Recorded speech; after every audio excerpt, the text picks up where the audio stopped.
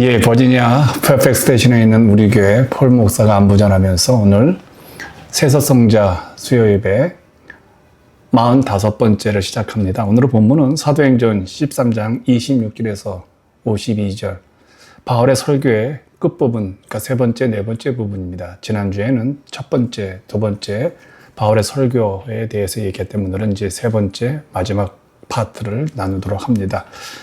그래서 주제를 이렇게 잡아봤습니다. 역사의 종착지 예수 그리스도를 전하라 이런 메시지입니다. 바울은 예수님의 죽음보다요 부활 그 메시아 되심을 더욱 이제 강조하는 설교로 이제 들어가게 되어집니다. 왜 그랬을까? 아마도 대다수 청중이 유대인이기에 먼저 예수님의 메시아 되심을 증명해야 되지 않았나 라는 생각을 해봅니다. 바울 설교의 세 번째 부분은요 26절에서 37절 이 부분입니다. 9절 연구에 들어갑니다. 26절에서 31절입니다. 형제들아 아브라함의 후손과 너희 중 하나님을 경외하는 사람들아 이 구원의 말씀을 우리에게 보내셨거늘 예루살렘에 사는 자들과 그들 관리들이 예수와 및 안식일마다 외우는 바 선지자들의 말을 알지 못하므로 예수를 정죄하여 선지자들의 말을 응하게 하였도다. 죽일 죄를 하나도 찾지 못하였으나 빌라도에게 죽여달라 하였으니 성경이 그를 가리켜 기록한 말씀을 다 응하게 한 것이라. 후에 나무에서 내려다가 무덤에 두었으니 하나님이 죽은 자 가운데서 그를 살리신지라. 갈릴리로부터 예루살렘에 함께 올라간 사람들에게 여러 날 보이셨으니 그들이 이제 백성 앞에서 그의 증인이라. 여기 26절에 형제들아라고 호칭을 하죠. 지난주에는 바울은 이스라엘 사람과 하나님을 경외하는 자들로 나누었죠. 이스라엘 사람 유대인들을 말하고 하나님을 경외하는 사람들은 이방인들을 말하죠. 그런데 이 두 호칭을 이제 형제들아라는 단어로 통일시킵니다. 한마디로 모든 사람은 이제 아브라함의 후손이라는 겁니다. 27절에 말을 알지 못함으로 이 말은 알아듣지 못했다는 겁니다. 바울 설교의 핵심을 알아듣지 못했다는 것이죠. 그래서 예수님이 배척당한 것이 사람들의 무지라고 합니다. 선지자들의 말을 알아듣지 못했기 때문이라고 그들이 이해를 못하는 것이 아니라 안 들으려 한다는 이야기겠죠. 29절에 나무라는 단어가 나오죠. 그러니까 예수님의 사형수단을 이제 나무라고 설명함으로써 예수님이 신명기 율법에 의해 하나님의 저주를 받아 죽은 자라고 이제 묘사하는 겁니다. 31절에는 그의 증인이라는 단어가 나오죠. 이것은 예수님의 부활을 주장하는 이야기입니다. 바울은요, 직접 부활을 목격한 사도들과 달리 자신을 부활의 증인이라고 부르지 않습니다. 그렇잖아요. 정확히 말한다면 바울은 사도들과 달리 부활을 경험했으니까요. 이것은 이렇게 표현한 것은 성경의 적합성, 성경의 오류가 없는 정확성을 이야기하기 위해서 바울이 이렇게 자기를 이제 그의 증인이라고 얘기했던 것 같습니다. 여기서 묵상을 한번 해봅시다. 이스라엘 사람들이 그렇게 사랑하는 다윗 왕은 죽어서 썩습니다. 근데 예수는 죽어서 썩지 않고 부활하셨죠.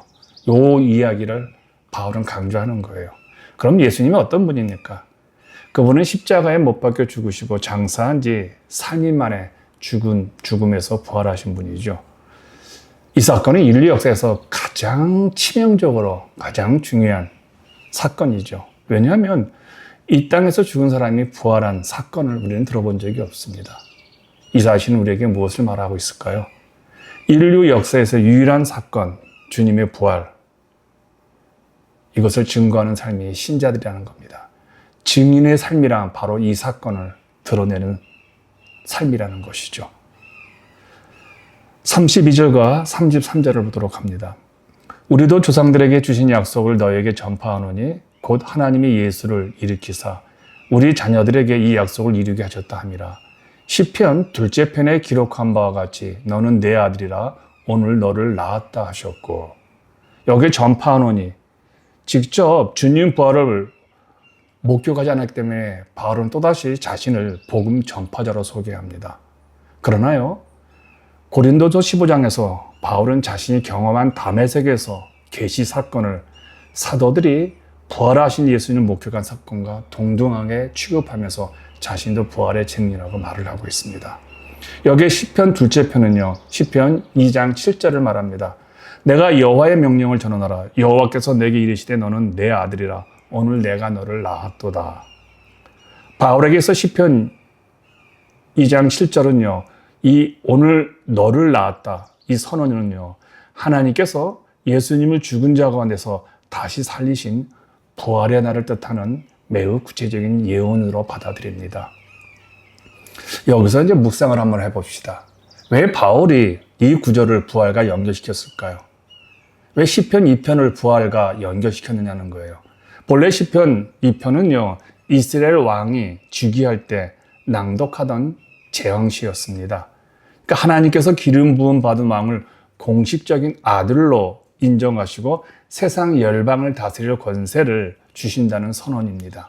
바울은 이 구절을 가지고 유대인들에게 완전히 새로운 해석을 제시합니다. 십자가에서 무력하게 죽임당하였던 예수님이 죽음을 이기고 부활하심으로써 그분이 진정한 메시아이자 온 세상의 통치자이신 하나님의 아들이심이 온 천하의 왕으로서 공식적으로 선포되고 제기되었다는 겁니다. 그래서 이 시편을 인용한 겁니다. 34절과 37절입니다.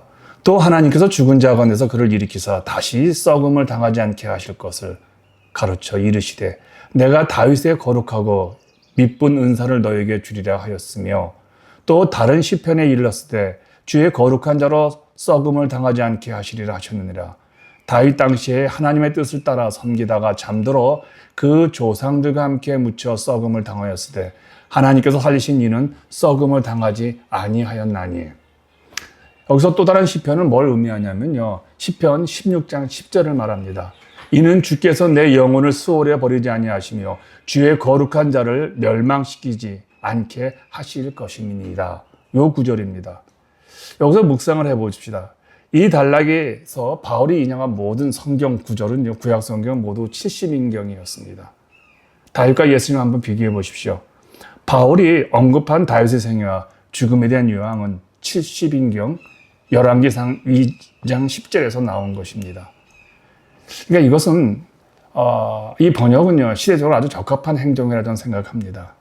어떤 사람들은 최근에 킹 제임스 버전만이 성경만이 유일한 성경이라 주장을 합니다. 그래서 개역 성경은 성경이 아니라고도 말합니다.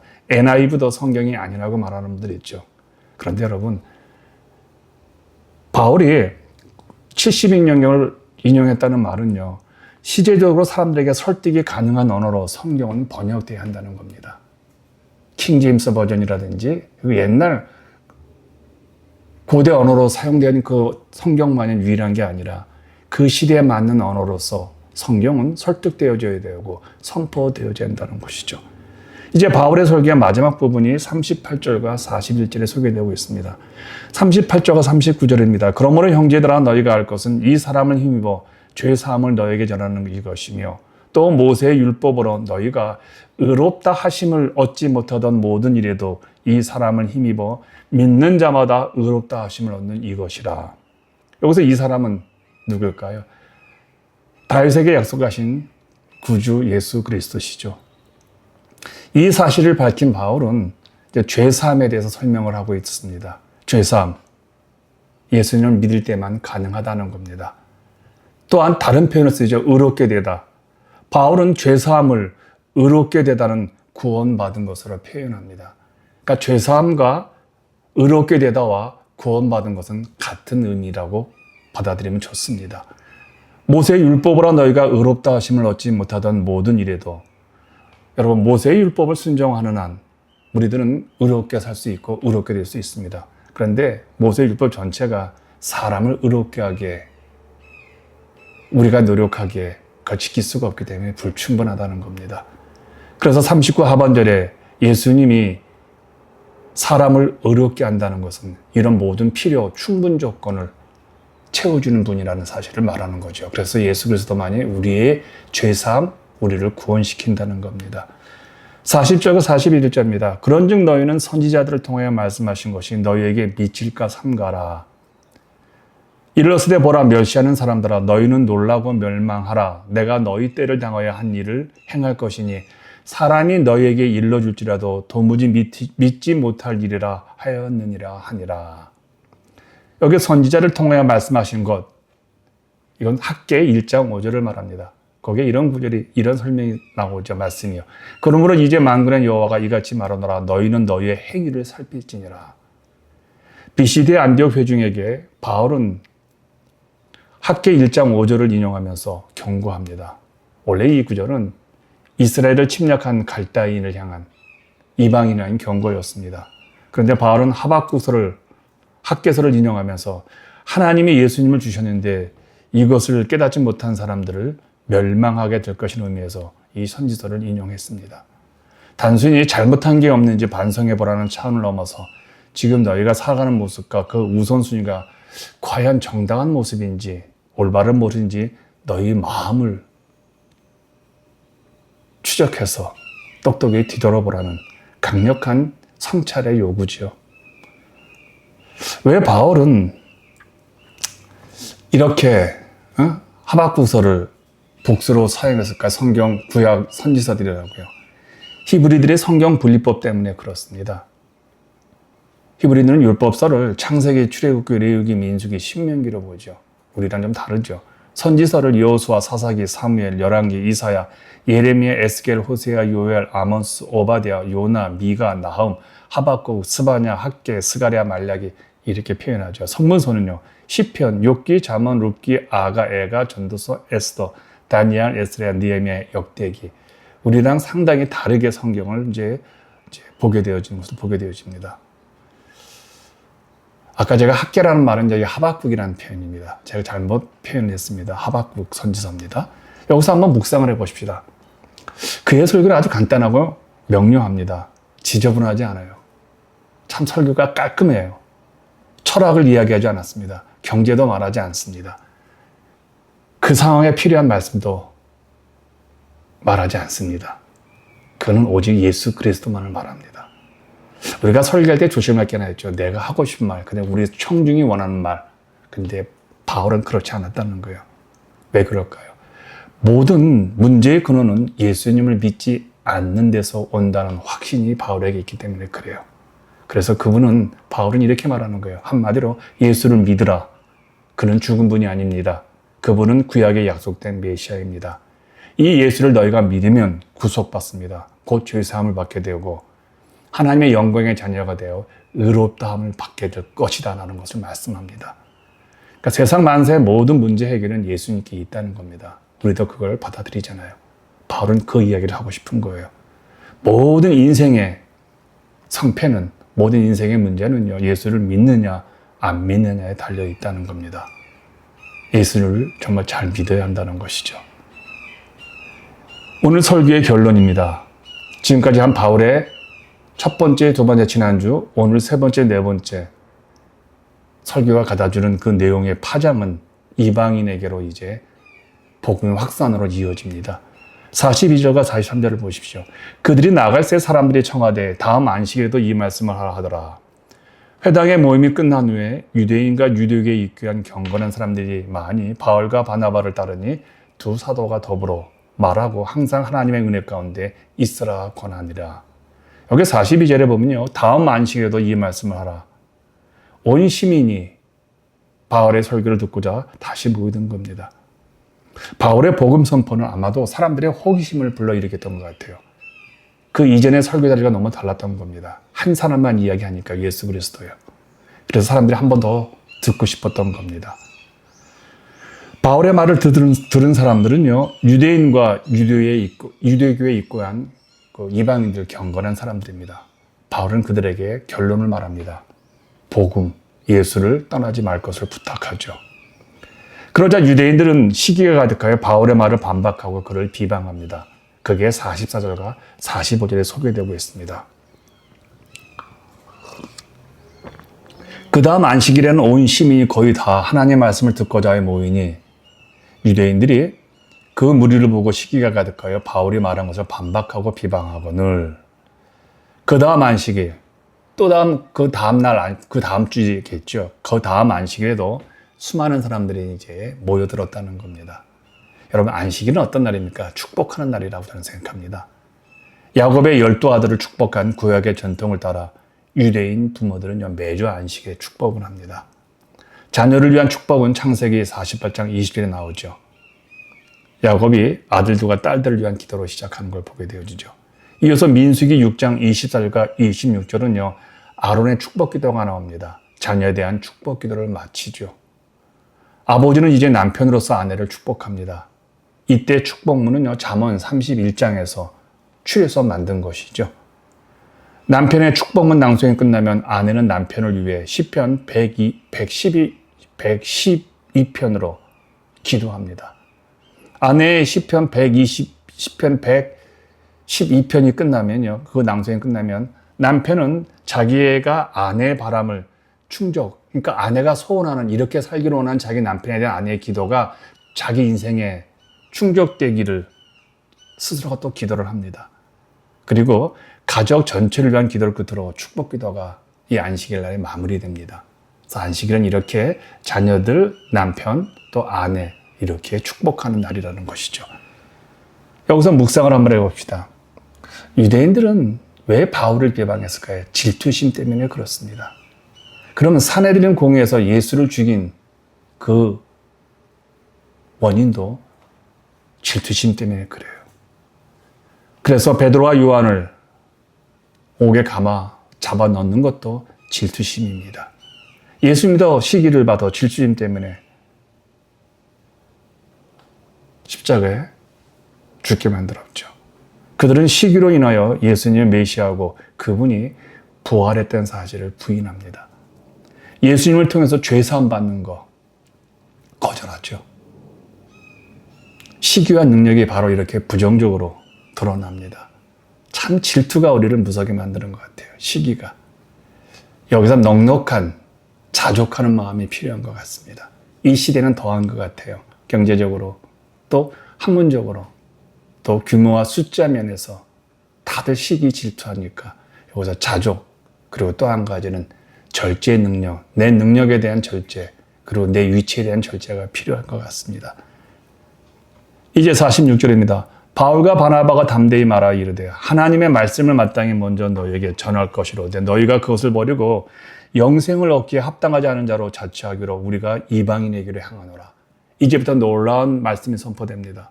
이방인에게 향하노라. 바울과 바나는 복음을 거부하는 유대인들을 떠난다고 합니다. 이건 굉장히 세계사적, 기독교사적으로 굉장히 중요한 전환점이죠. 이제는 이방인에게 가서 복음을 전하겠다는 겁니다. 여기서 묵상을 해봅니다. 바울의 태도와 바울의 삶의 모습입니다. 그는 어떤 거절과 어떤 시기와 어떤 비방에도 흔들리지 않냐고 복음을 전합니다. 바울의 복음은요, 앞으로 우리가 사도행전을 통해서 보겠지만요, 그는 유대인들에게 돌을 맞아 죽습니다. 거의 죽을 지경이에요. 그래서 죽었다고 생각하고 성 밖으로 버립니다. 근데 그 다음 날이에요. 다시 그 성 안으로 들어갑니다. 여러분, 이런 사람 못 이깁니다. 그러니까 지난주 제가 말씀드렸죠. 복음에 미쳐야 된다고요. 이런 사람이 세계를 복음화한 겁니다. 바울은 늘 이렇게 생각했습니다. 유대인에게 첫 번째로 복음이 전해져야 한다라고 그걸 확신했던 것 같아요. 왜냐하면 조상들에 대한 특권, 조상들에 대한 약속 때문에 그랬던 것 같습니다. 그런데 그들이 그 특권을 포기합니다. 조상들에게 약속하신 그 특권을 포기하죠. 그러자 바울은 이제는 복음의 대상을 유대인에게서 이방인에게 전하겠다고 놀라운 선포를 합니다. 물론 이렇게 말했지만 계속적으로 바울은 유대인에게도 복음을 선포합니다. 저는 이런 생각이 듭니다. 설교자에게 아니면 성경을 읽을 때 말과 마음을 함께 읽어야 합니다.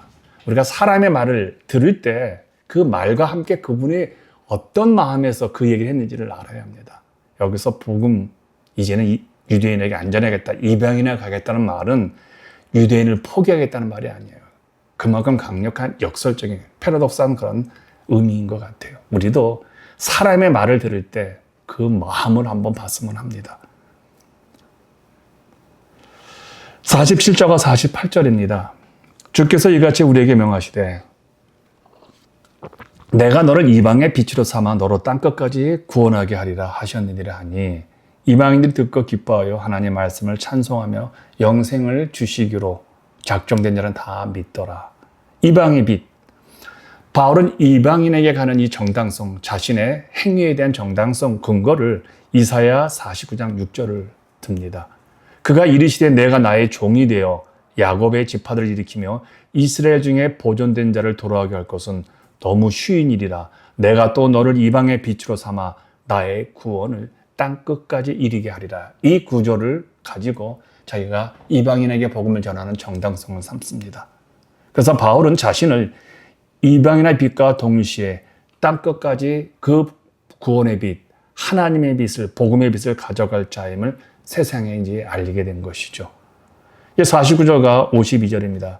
주의 말씀이 그 지방에 두루 퍼지니라. 이에 유대인들이 경건한 귀부인들과 그 신의 유력자들을 선동하여 바울과 바나를 박해하게 하여 그 지역에서 쫓아내니 두 사람이 그들을 향하여 발에 티끌을 떨어버리고 이고니로 가거늘 제자들은 기쁨과 성령이 충만하니라. 여기서 강력한 귀부인들입니다. 이 말은요, 로마에서 여자의 위치는 헬라 시대와는 하늘과 땅의 차이가 있었습니다. 즉 헬라 시대 여자들은 그냥, 그런데 로마 시대는 여성들이 상당히 리더십이 있었다는 거예요. 물론 정치적인 권력을 누리지 못했습니다. 그런데 교육과 활동의 기회는 꽤 많았다는 겁니다. 여기서 또 이방인들은 기뻐하며 찬송하지만 유대인들의 박해가 있자 바울 일행은 발에 티끝을 떨어버리고 이고니온으로 이동합니다. 발에 티끝을, 우리 주님께서 복음을 전하다가 거절한 집안에 먼지 다 털고 나오라는 순종의 모습이죠. 그런데 이렇게 거절을 당함에도 불구하고 제자들은 기쁨과 성령이 충만했다고 합니다. 저는 여기서 놀라운 인사이트를 얻습니다. 우리가 복음을 전한다는 게 우리 인생의 목적이라면요, 사람들은 우리를 미워할 수밖에 없습니다. 교회가 제대로 성장하고 교회가 제대로 크는, 그리고 교회가 복음 제대로 한다면요, 거친 핍박이 있고 갈등이 생깁니다. 거기에 좌절하지 말아야 합니다. 내가 옳은 길을 가고 있다. 내가 옳은 목회를 하고 있다. 그렇게 생각을 해야 된다는 것이죠. 보십시오. 여기서 한번 묵상을 해봅시다. 누가는 온 시민에게 복음이 전파되었다고 합니다. 그리고 나서 온 시민에게 복음이 전파됐는데 그리고 나서 나타난 반응이 무엇이냐면요, 유대인들의 배척이 일어났다고 합니다. 그리고 이 유대인들의 배척에 대한 반응으로서 바울과 바나바의 반응이 소개되고 있습니다. 그리고 나중에 이방인들의 반응도 설명을 합니다. 이게 어떤 패턴이 있는 것 같아요. 예수님이 고향 밖으로 쫓겨나셨듯이 바울 또한 비시디와 안디옥 지역에서 쫓겨납니다. 무슨 얘기입니까? 누가는 이 얘기를 하고 싶은 것 같아요. 복음을 전하면 반응이 반드시 이런 현상이 온다는 거예요. 교회가 제대로 하나님의 복음을 전하면 성장하지 못할 수도 있다는 겁니다. 이런 핍박과 이런 모함과 비방이 있기 때문에요. 그런데 우리가 이런 반대와 거절, 또 예기치 못한 박해를 만날 때 낙심하여 발의 먼지를 털어버립니다. 관계를 끊어버리죠. 저 사람 아니다. 저 사람 우리 교회에서 나가야 된다. 저 사람 우리가 필요 없다. 물론 그런 모습도 필요하죠. 그런데 바울의 모습 속에서 우리가 배워야 될 게 하나 있습니다. 그 예의를 떠나서 사람들의 반응에 그의 복음을 전하는 그의 삶의 목적은, 걸음은 바뀌지 않았다는 거예요. 그러니까 사람들의 반응에 일에 일비하지 않았다는 거예요. 우리는 그렇지 않잖아요. 내가 설교를 하고 내가 목회를 하는데 사람들의 반응이 신통치 않고 나를 미워하고 그러면 우리는 낙심을 하잖아요. 물론 인간적으로 바울도 낙심했겠죠. 그런데 그런 복음이 그의 삶의 목적이었어요. 예수에 미쳤기 때문에요. 기쁨과 성령의 충만한 삶의 모습으로 살아갑니다. 이게 굉장히 중요한 것 같아요. 그러니까 하나님의 복음에 미친 사람들은 사람들의 반응에, 사람들이 존경하고 사람들이 막 올려주면 하늘로 올라가는 교만하지도 않고, 사람들이 비방하고 그러면 낙심하지 않는다는 거예요. 오직 복음만이, 오직 예수로도가 그의 삶의 전부이기 때문에, 그래서 기쁨과 성령이 충만한 제자의 삶을 살았다는 게 바로 그런 표현입니다. 자, 세속 성자들이 알아야 할 바울 설교의 핵심 메시지를 몇 가지 한번 같이 나눠보겠습니다. 첫째, 바울의 이 설교는 베드로 사도행전 2장의 오순절 설교와 닮아 있으면서도요, 바울 특유의 신학적 메시지가 오늘 설교에 묻어 있습니다. 그게 뭔지 아세요? 첫 번째가 역사의 주관자는 하나님이시라는 겁니다. 설교 전반부에서 바울은 하나님이 선택하시고 하나님이 인도하시고 하나님이 폐하시고 세우셨다를 강조하죠. 이스라엘 역사는 우연이 아니라 하나님의 주도적인 구원의 계획이라는 거예요. 그렇다면요, 우리 인생도 하나님이 선택하셨다면 그분이 우리 인생을 이렇게 끌고 가신다는 겁니다. 하나님 우리 인생의 주관자라시는 것이죠. 두 번째는요, 다윗의 자손이 예수 그리스도시라는 거예요. 유대인에게 친숙한 다윗 왕을 바울은 꼼꼼하게 설교한 다음에 바로 예수님이 다윗의 혈통에서 나온 구원자의 심을 연결합니다. 놀라운 설교의 해안입니다. 세 번째입니다. 부활의 필연성을 강조합니다. 바울은 썩음을 당하지 않았다는 구약의 예언 시편 16장 10절을 이렇게 말하죠. 이는 내 영혼을 음부에서 버리지 아니하시며 주의 거룩한 자로 썩지 않게 하실 것입니다. 여기서 다윗의 고백입니다. 그런데 여기서 죽어 썩어지지 않는다는 것은 다윗이 죽어 썩어지지 않는다는 것이 아니라 부활하신 예수님을 향한 것이라고 아주 명확히 논증을 합니다. 즉 예수 그리스도의 부활을 사실적으로 증명하는 것이죠. 네 번째, 율법의 한계와 오직 믿음을 강조합니다. 그의 설교는요. 사도행전 13장 39절에 모세의 율법으로 너희가 의롭다 하심을 얻지 못하던 모든 일에도 이 사람을 힘입어 믿는 자마다 의롭다 하심을 얻는 이것이라. 이 구절은 이신칭의죠. 이 구절은 갈라디아서와 또 로마서의 핵심 주제이죠. 뭡니까? 오직 믿음으로 의롭게 됨. 이것과 같습니다. 그러니까 즉 사도행전에서 그 씨앗을 뿌린 거예요. 이 말씀이. 그리고 사도행전의 이 말씀을 가지고 로마서와 갈라디아에 가가지고 엄청난 복음의 핵심이 설교하고 논리적으로 이제 드러나는 거예요. 오늘은 바로 그 씨만 보여준 것이죠. 우리가 바울 설교에 있어서 두 번째 우리가 좀 핵심적인 우리가 메시지는 바로 이겁니다. 신학적 및 부서적 의미가 담겨 있다는 거예요. 무슨 얘기냐? 첫 번째 보면요. 선교 중심층의 이동이 유대인에게서 이방인으로 옮겨갑니다. 이것은 왜 그럴까요? 아마 바울에게 있어서는 사도행전 전체를 관통하는 주제인 사도행전 1장 8절을 그는 확신했기 때문에 그런 것 같아요. 예루살렘과 온 유대와 사마리아 땅끝까지 이 성취를 그는 시각적으로 보여주기 위해서 이렇게 설교를 하는 것 같아요. 바울은 항상 선교제 가면 먼저 유대인의 회당을 방문하잖아요. 근데 그들에게서 거절당하면 이방인으로 갑니다. 바로 사도행전 1장 8절의 말씀을 그는 실천하는 것이죠. 두 번째입니다. 그의 설교에서는 이방인의 구원의 정당성 확보가 항상 있습니다. 바울은 유대인들의 반발에 부딪혔을 때 감정적으로 대응하는 것이 아닙니다. 우리는 보통 누가 나를 싫어하고 내 설교에 대해서 돌을 던지면요, 화를 내고 나 오지 마 이렇게 말을 하는데 바울은 그렇게 해서 유대인을 떠나서 이방인에 간 게 아닙니다. 그는 이사야 49장 6절을 인용하는 그 이유가 바로 여기에요. 내가 너를 이방의 빛으로 삼아 너로 땅끝까지 구원하게 하리라 하셨느니라. 즉 이방인에게 복음을 전하는 게 바울 개인의 콜링이라는 거예요. 감정이 아니라는 거예요. 자기 인생의 목표가 복음을 전하는 거예요. 온 세상 사람들에게요. 그래서 하나님의 구약시대부터 계획하신 성경의 성취를 분명히 한 것으로 그는 고백을 합니다. 세 번째입니다. 바울의 설교에서 거부와 박해 속에서 멈추지 않는 성령의 역사를 보여줍니다. 즉 이것은 인간의 역사라면요, 이런 현실에서 문을 닫잖아요. 근데 성령의 역사이기 때문에 복음은 어떤 장애물도 넘어선다는 겁니다. 그래서 그들은 마지막 절에 이렇게 고백하는 거예요. 제자들은 기쁨과 성령이 충만하니라. 오늘도 우리가 이 부분을 한번 본받았으면 합니다. 어떤 장애물도 넘어서면서 기쁨과 성령이 충만한 삶이요. 초대교회 새서성들에 물려진 기도 숙제입니다. 첫 번째입니다. 구원의 역사를 바라보면 내 눈앞에 안위에 갇히지 말고 하나님 나라의 역사에 내 삶의 우선순위를 두는 우리 안목을 가지도록 기도하십시다. 두 번째입니다. 하나님의 거대한 역사의 주관자의 스케일을 품고 이방인에게 복음을 전하는, 즉 세상 사람들에게 복음을 전하는 삶을 살아갔으면 합니다. 세 번째입니다. 상황과 환경을 뛰어넘어 성령이 주시는 기쁨과 충만을 누리게 하셔서 이런 겁니다. 제가 오늘 좀 급하게 했던 것 같습니다. 왜냐하면 뒤에 스케줄이 좀 있어서요. 그래서 여러분들 혹시 더 많은 교회 정보가 필요하다면요, www.vkbc.org로 방문하시면 제 설교와 제 많은 글들이 남겨 있고 또 지난 설교도 올려져 있습니다. 그리고 혹시 유튜브를 통해서 더 알고 싶다면요, 우리 교회 위 처치 VKBC로 방문하시면 도움이 여러분들에게 많이 될 겁니다. 한 주간도 평안하십시오.